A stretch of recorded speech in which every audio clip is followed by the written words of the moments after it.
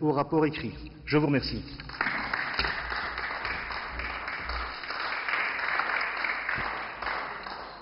Merci, Monsieur le rapporteur. Et je donne la parole à Monsieur Delperret.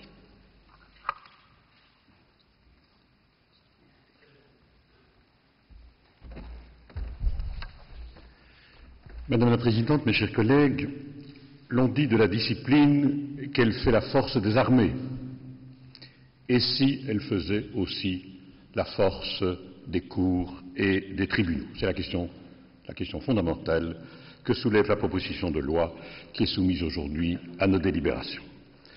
Pour répondre à cette question de la manière aussi pertinente qui soit, il faut dire, je crois, un mot d'histoire, il faut dire aussi un mot de droit institutionnel, et il faut répondre à quelques questions concrètes quant à l'aménagement du pouvoir disciplinaire, quand il concerne des magistrats, mais aussi, bien sûr, les personnels de l'ordre judiciaire de notre pays. Un mot d'histoire récente, bien sûr. Il faut rappeler que c'est au sein du groupe Atomium, on l'a dit, dont faisaient partie quelques-uns de nos collègues. Nous sommes en 2009 à ce moment-là. Eh bien, c'est au sein de ce groupe qu'a été déposée une note sur la discipline. Cette note constatait que le Code judiciaire règle évidemment cette question, mais que le Code judiciaire a déjà été amendé 2 fois sur ce sujet et que les textes en vigueur prêtaient toujours à critique. La Cour de cassation, en particulier, n'avait pas manqué de relever les défauts du système actuel. Quels étaient et quels sont encore aujourd'hui ces défauts? Eh bien, je voudrais en relever deux pour l'essentiel. Premier défaut, c'est que dans le système actuel, le chef de corps apparaît véritablement comme la plaque tournante de l'action disciplinaire. Et cela, alors qu'il peut éprouver, spécialement dans les petites juridictions, quelques réticences à mettre en œuvre des procédures qui conduiront à réprimer les comportements délictueux des collègues. Vous connaissez l'adage, les loups ne se mangent pas entre eux. Ajoutons aussi la situation qui peut être délicate, des situations délicates qui se présentent lorsque c'est le chef de corps, parfois au plus haut niveau, qui devrait lui-même répondre de ses propos, de ses actes, de ses comportements devant une autorité disciplinaire. Il n'y a qu'une seule solution, il n'y a qu'un remède. Il faut juridictionnaliser, comme l'a dit le sénateur Boussetta, le rapporteur. Il faut créer des tribunaux disciplinaires il faut créer des juridictions disciplinaires d'appel il faut organiser les procédures selon lesquelles les dossiers vont être portés devant ces juridictions. Le droit disciplinaire, c'est le deuxième défaut. Le droit disciplinaire est trop souvent conçu et pratiqué comme un droit mou, du soft law, comme on dit dans le langage des juristes anglo-saxons. Un mélange de droit, de morale, de déontologie, d'éthique, et dans ces conditions-là, on considère que le chef de corps disposerait d'une sorte d'autorité morale, quasi paternelle, sinon patriarcale, pour ramener les brebis égarées à la raison. C'est le pater familias, en quelque sorte, qui veille à la réputation de sa juridiction. Et bien là aussi, il n'y a sans doute qu'un remède, c'est donner au droit disciplinaire une articulation juridique forte, avec des autorités spécifiques, avec des infractions, avec des sanctions, avec des procédures, avec des formes, avec des délais. On n'est plus dans le cabinet du président du tribunal, on entre au palais de justice, en tout cas dans l'une de ces salles spécialisées. Un mot d'histoire, Madame la Ministre, un mot aussi de droit institutionnel. J'ai participé aux travaux du groupe Atomium. Ces travaux ont été interrompus, vous le savez bien, par la chute du gouvernement Le Terme 2. Ce qui n'a pas empêché les parlementaires réélus, j'en étais, de continuer à travailler. Et c'est donc au cœur de la période d'affaires courantes. Nous sommes au mois de juin 2011 que j'ai déposé une proposition de loi qui mettait, il faut le dire, les pieds dans les souliers de Stéphane de Clercq. Il faut rendre à César ce qui est à César et à Stéphane ce qui est à Stéphane. Et la commission de la justice, après cela, on l'a dit, a accompli un travail important d'études, en entendant des professeurs d'université, en entendant des magistrats de la Cour de cassation, des cours d'appel, des tribunaux de première instance, sans oublier bien sûr les représentants du personnel judiciaire, un travail patient et méticuleux. Quelle est l'idée générale de la proposition? 1.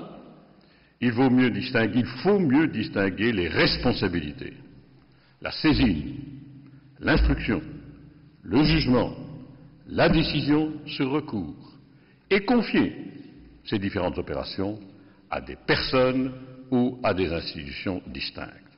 2. Il faut définir avec plus de précision les procédures. 3. Il faut décharger le chef de corps d'une partie de ses responsabilités, une certaine distance entre celui qui dénonce, entre celui qui poursuit, entre celui qui juge et le magistrat incriminé peut être un gage, en tout cas une condition d'une bonne justice disciplinaire. 4. Il faut créer 2 tribunaux, l'un à Namur, l'autre à Gand, et je précise que ces localisations sont purement géographiques, n'y cherchez pas des intentions politiques ou juridiques derrière ces emplacements. Quelles sont, et c'est le dernier sujet que je voudrais aborder, quelles sont les questions concrètes que nous avons dû résoudre et sur lesquelles nous avons longuement délibéré? J'en retiens 3. La première, fallait-il confier le contentieux disciplinaire à des juridictions disciplinaires ad hoc, inscrites au cœur du pouvoir judiciaire, ou fallait-il réserver cette compétence à une institution de contrôle externe telle que le Conseil supérieur de la justice? Sur ce point, ma position a été claire dès le début, d'autant plus que l'article 151 de la Constitution exclut que le CSJ dispose de la moindre parcelle de compétences en matière disciplinaire et pénale. La voie judiciaire a donc été choisie, avec toutes les conséquences, je le souligne, toutes les conséquences sur le terrain de l'aménagement des procédures. La deuxième question, elle est évidemment liée à la première. Les tribunaux disciplinaires doivent-ils compter dans le rang des représentants de la société civile et, pour tout dire, des citoyens, qui sont sans doute des justiciables, sans le savoir, et peut-être même des juges, sans le savoir, ou bien faut-il considérer que la justice doit être rendue par les magistrats, même quand elle doit juger les magistrats? La composition doit-elle être mixte ou pure? C'est la voie judiciaire qui a été préconisée, c'est celle-là qui a été choisie, c'est la voie pure qui a été privilégiée, avec une précision, c'est qu'un bâtonnier de l'ordre des avocats siégera également, mais avec voix consultative dans les autorités juridictionnelles disciplinaires, et il pourra peut-être être considéré comme le porte-parole éclairé de la société civile. La troisième question est elle aussi liée aux 2 premières. Les tribunaux disciplinaires vont-ils siéger à huis clos et protéger ainsi les intérêts, voire la vie privée du magistrat ou de l'agent incriminé, en même temps qu'ils mettront à l'abri des indiscrétions, des éléments qui pourraient figurer dans un dossier à l'instruction? Ou, au contraire, vont-ils respecter le principe constitutionnel de l'article 148, qui veut que les audiences des tribunaux, de tous les tribunaux, faut-il le dire, les audiences des tribunaux doivent être publiques? Pour moi, la réponse semblait couler de source, ne fût-ce qu'à raison de la référence que je viens de leur rappeler. Le Conseil d'État a, à juste titre, rappelé que la seconde voie était seule praticable. Il faut respecter la Constitution, il faut aussi respecter la Convention européenne des droits de l'homme. Nous n'avions donc pas le choix.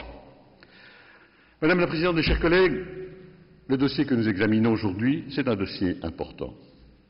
La crédibilité de la justice de notre pays en dépend. C'est un dossier qui a mis du temps à mûrir. Mais je permets de souligner que le Sénat et que les sénateurs ont joué un rôle essentiel dans l'avènement de cette proposition, d'abord au sein du groupe Atomium, je l'ai dit, puis dans le travail d'affaires courantes, puis dans le travail ordinaire en 2012-2013. Je me réjouis d'assister aujourd'hui à l'avènement de la proposition que j'avais signée avec mes collègues Madame de Béthune et Madame de Prèmes. Un dernier mot. Vous me dispenserez de prononcer la formule traditionnelle. Le groupe que je préside votera la proposition que j'ai eu l'honneur de signer, de défendre et de commenter. Cela va de soi. Mais tout compte fait, ça vaut peut-être encore mieux en le disant, Monsieur Deprez. Je vous remercie.